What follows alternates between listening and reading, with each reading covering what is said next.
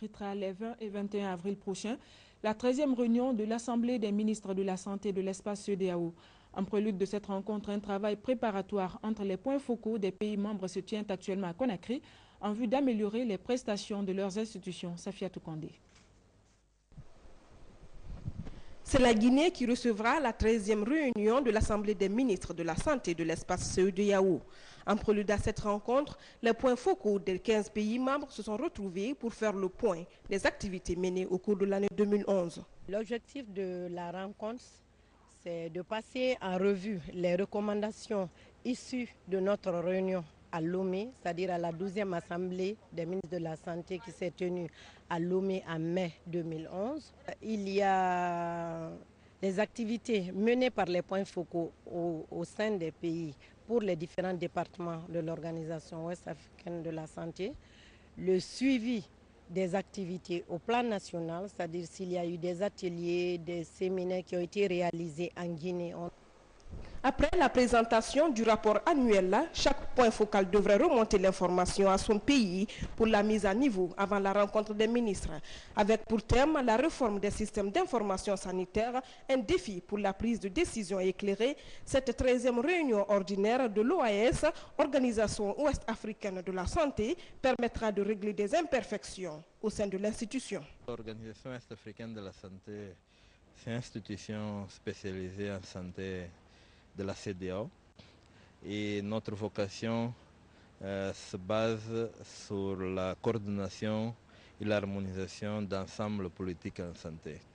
Et on travaille beaucoup dans l'harmonisation de différentes politiques et dans la coordination des actions de pays, mais plus que ça, on est en train de coordonner aussi les actions des autres partenaires intervenants en santé dans l'espace CEDEAO pour une meilleure synergie de nos interventions avec un meilleur impact dans la vie, dans l'état de santé de nos populations. Érigés en organisation ouest-africaine de la santé, les ministres de la santé des pays de la CEDEAO échangeront pendant 2 jours sur les possibilités d'amélioration des prestations de leur organisation. L'autorité de régulation des postes et télécommunications vient d'offrir un lot de matériel informatique au ministère de la Santé et de l'Hygiène publique. Ce geste entend appuyer les capacités de ce département pour une meilleure diffusion du système national d'information sanitaire.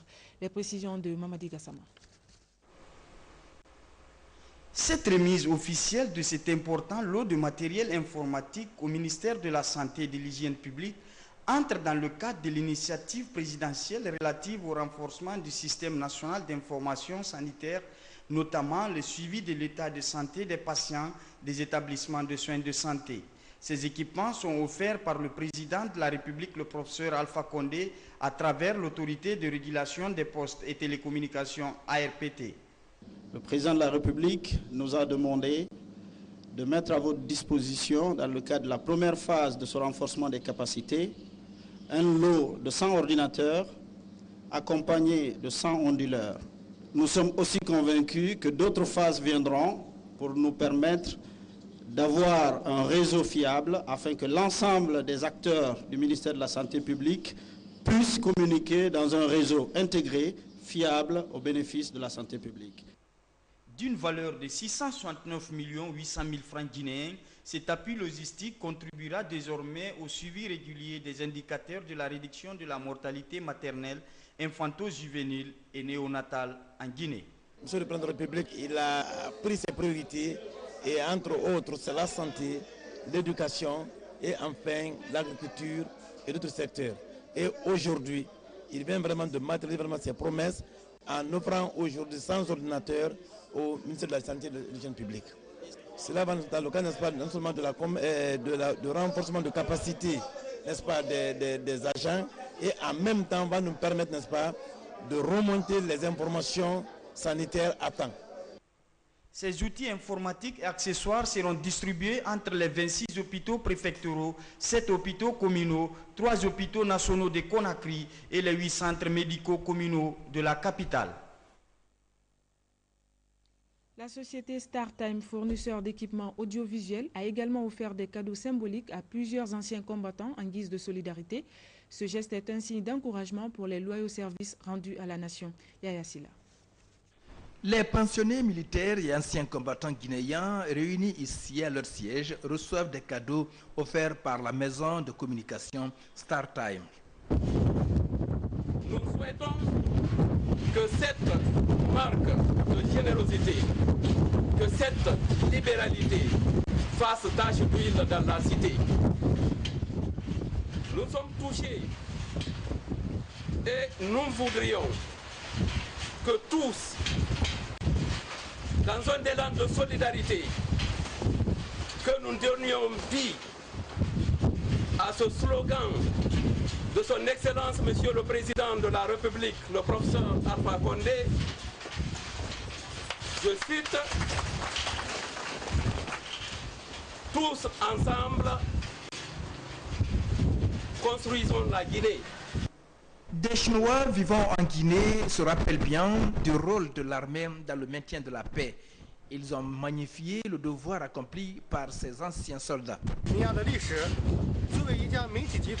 Sans les difficultés hier, sans le bonheur aujourd'hui, même sans l'avancement du futur, pour l'avenir de Guinée, il nous faut rappeler l'histoire de Guinée.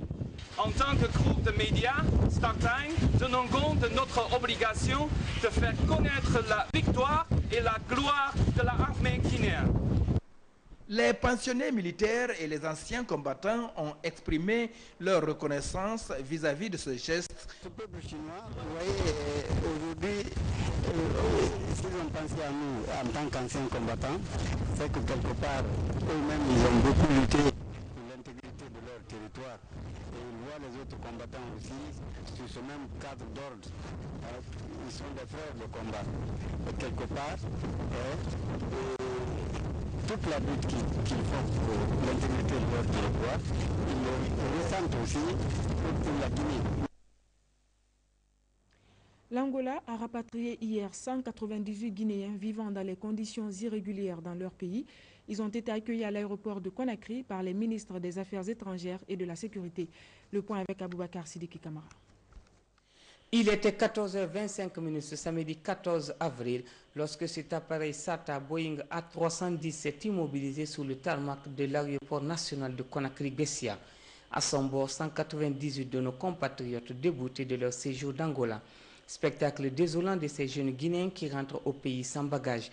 Selon les responsables des affaires étrangères, ce rapatriement des Guinéens d'Angola sera suivi de ceux des États-Unis, de l'Allemagne et de la Suisse.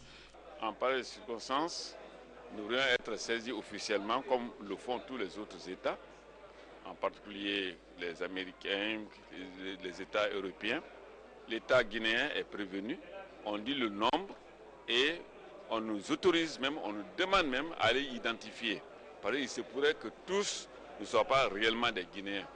Mais puisque la Guinée bénéficie de beaucoup de faveurs à l'extérieur et dans certains pays dont l'Angola, la Guinée équatoriale et d'autres pays arabes, eh bien, beaucoup de ressortissants africains, noirs, se font passer souvent pour des Guinéens. Quand on est dans un pays étranger, il faut respecter la loi de ce pays-là. C'est simple, c'est tout. Quand on est dans un pays étranger, on prend le visa. Lorsque le visa est expiré, on quitte le pays. Ou dans le cas quand on demande la prolongation du séjour, c'est le cas qu'il faut quitter le pays. Moi, je crois que c'est la loi du pays qu'il faut chercher à vraiment respecter. C'est tout.